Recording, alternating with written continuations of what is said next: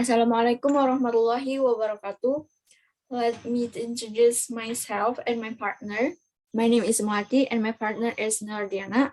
And here we will discuss about our summarize at book course design in English for a specific purposes at part 1, the chapter 2, with the title Needs Analysis and English Specific Purposes Course Design. And now will present by my partner, Nordiana. Time is yours. Okay, thank you, Melati. And now I will explain about our summarize with title Course Design in English for Specific Purposes. Part 1, Chapter 2, Need Analysis and ESP Course Design. Okay, need analysis is the backbone of ESP course design.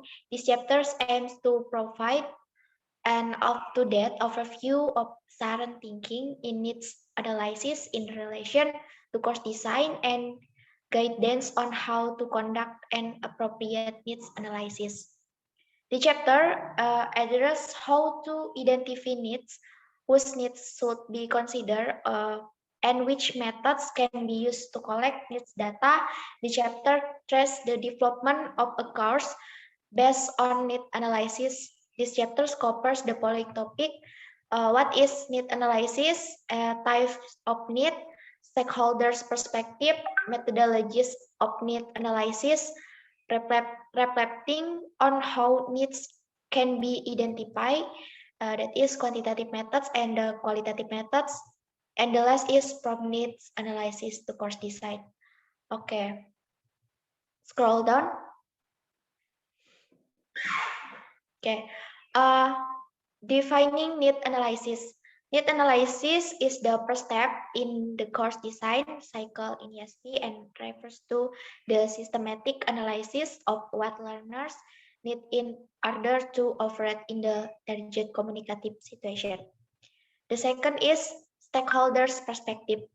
The early view of ESP tend to view needs analysis as object and neutral.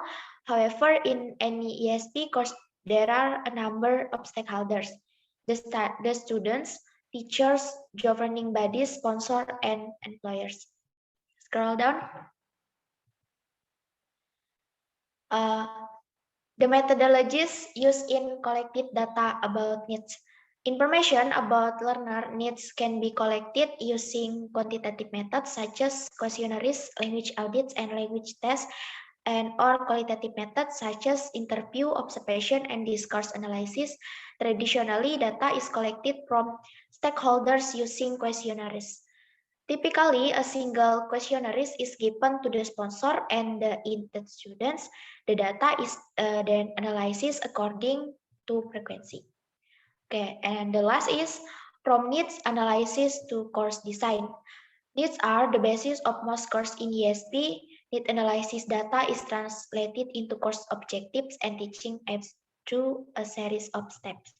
Okay, the conclusion of our summarize is, in this chapter, the role of needs analysis in ESP has been discussed. The chapter has covered the emergence of needs analysis in ESP in the last theory, which focus on purely linguistic needs and view ESP as essential neutral to Saran thinking, which considers a range of learner needs and a critical perspective on those needs.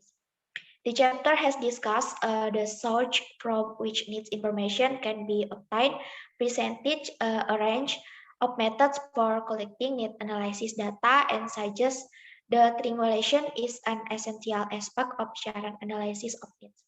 The chapter has highlighted the relationship between needs and course design that will be explored in the following chapters. Okay, maybe that's all from me. For the next explanation will be explained by my partner Melati. Time is yours. Okay, thank you for the time, Nordiana, and thank you again for the explanation. And now is about my summarize. Here I will explain with a simple sentence. Maybe the point is same as my partner, but now I will present it my summarize. Here, as my partner said, that we will to discuss or present it about our summarize at part 1, chapter 2.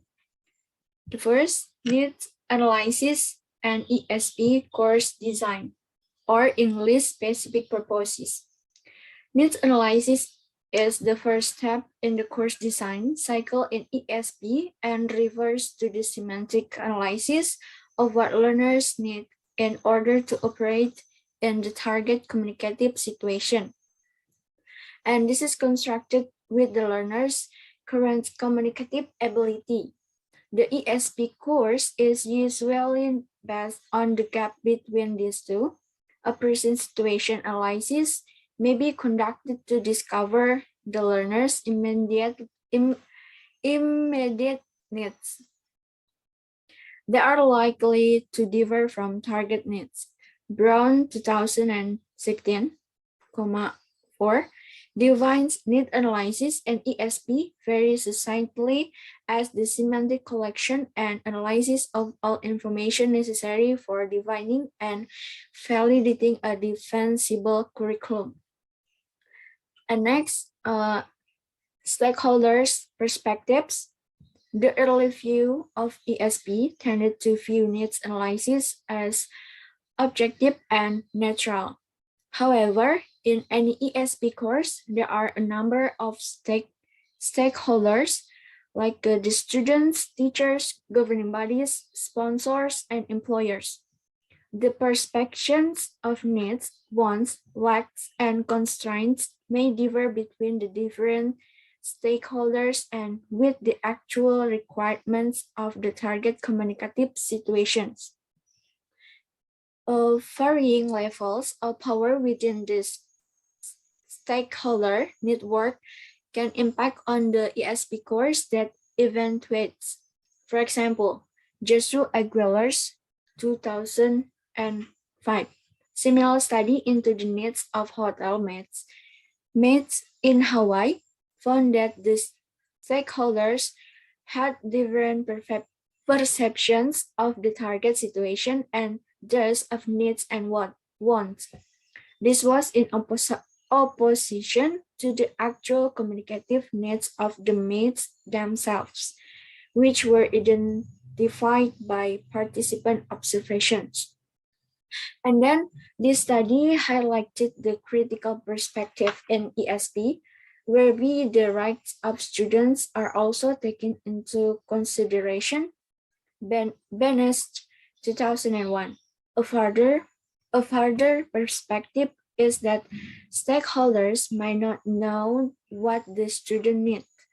For example, a student who enrolls on a EAP course prior to postgraduate study at an English university may have limited knowledge of the writing skill required during the postgraduate course.